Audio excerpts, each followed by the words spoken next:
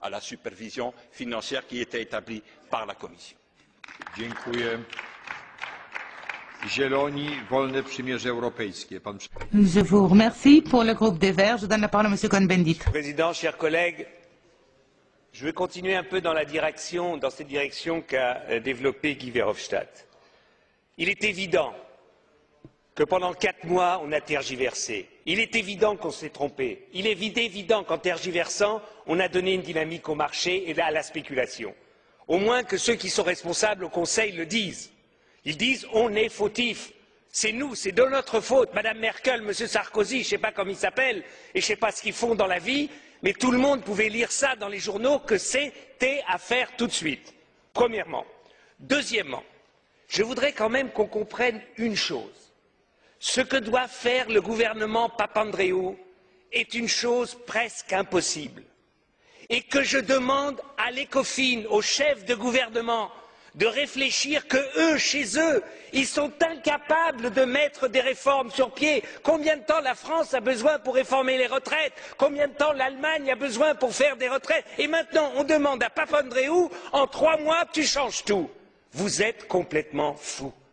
Et la preuve, c'est ce qui se passe en Grèce. On ne donne pas à la Grèce, à M. Papandréou, le temps de trouver un consensus en Grèce, de trouver un consensus. Il n'y a pas d'identification en Grèce avec l'État. C'est chacun pour soi. On peut le regretter, la responsabilité est partagée par des dizaines d'années de pratiques, de corruption des politiques en Grèce, mais il faut créer une cohésion. Il faut le faire, ça ne se décrète pas. Et vous allez voir en Espagne, si vous avez des problèmes, comment ça va se faire. Et ils vont voir au Portugal, s'il y a des problèmes, comment ça va se faire. Monsieur Barroso en sait quelque chose parce qu'il a perdu des élections comme ça. Donc, non, il n'a jamais perdu l'élection. Je veux dire par là que nous devons avoir un sens de la responsabilité. Et nous ne devons pas demander l'impossible. Moi, j'ai l'impression, il y a un temps, on entendait I want my money back. J'ai l'impression qu'au gouvernement, maintenant, on dit I want to make money on the back of the Greece.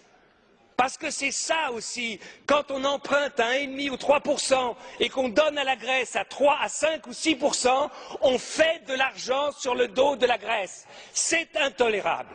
Et puis alors, l'Europe peut prendre des initiatives. Guy Verhofstadt a raison quand il a parlé d'un fonds monétaire européen, d'un fonds d'investissement et de solidarité pour lever un emprunt européen. Il faut changer les traités.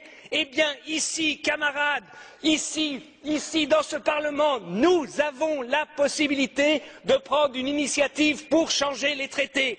N'attendons pas le Conseil, ils sont incapables de décider. Prenons l'initiative, une initiative commune de ce Parlement pour changer les traités, pour qu'enfin il y ait un fonds monétaire européen qui puisse justement s'attaquer à la spéculation. Nous pouvons le faire, yes we can. Let's do it. Et maintenant, je voudrais dire autre chose sur le pilotage de ce qui se passe en Grèce. Je demande à la Commission d'associer la DG Emploi au pilotage pour qu'on mesure aussi ce qui se passe en Grèce. Et je demande au Conseil de dire au FMI d'associer le Bureau international du travail au pilotage de ce qui se passe en Grèce. Parce que ce sont des êtres humains, il y a des problèmes d'emploi, il y a des salariés, et je trouve que ce n'est pas seulement la finance qui doit dicter, mais aussi la sécurité et les bureaux internationaux du travail ou la DG Emploi seraient un correctif à la folie des fois de ceux qui ne décident que sur la finance. Et puis, un dernier point. Il y a une possibilité d'aider le budget grec. Simple. C'est de prendre une initiative, l'Union européenne, pour le désarmement dans la région. C'est-à-dire une initiative politique, Grèce, Turquie, pour le désarmement, c'est-à-dire une initiative politique que les troupes turques, se retirent de Chypre Nord, qu'il y ait un désarmement. Je dis une chose, on est quand même hypocrite. Ces derniers mois, la France a vendu 6 frégates à la Grèce pour 2,5 milliards, des hélicoptères pour plus de 400 millions, des Rafales, un Rafale à 100 millions. Là, malheureusement, mon espionnage ne m'a pas permis de dire si c'est 10 ou 20 ou 30 Rafales. Ça fait presque 3 milliards. Et puis il y a l'Allemagne a vendu 6 sous-marins dans les prochaines années à la Grèce il y a quelques mois. Ça fait 1 milliard. Mais on est complètement hypocrite. On leur donne de l'argent pour acheter nos armes. Je demande à la Commission de faire un rapport ici au Parlement européen et au Conseil sur toute la vente d'armes des Européens aux Grecs et aux Turcs ces dernières années. Qu'au moins il y ait transparence, qu'on le sache. Eh bien, je vous dis que si on agissait en manière responsable, assurons à la Grèce l'intégrité de leur territoire. Les Grecs ont 100 000 soldats. Plus de 100 000, l'Allemagne en a 200 000.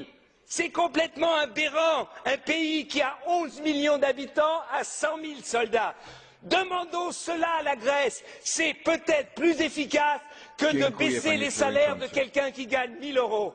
Voilà ce que je demande à la Commission, d'être un peu juste. Dziękuję panu za wypowiedź. Merci beaucoup, monsieur Cohn-Bendit.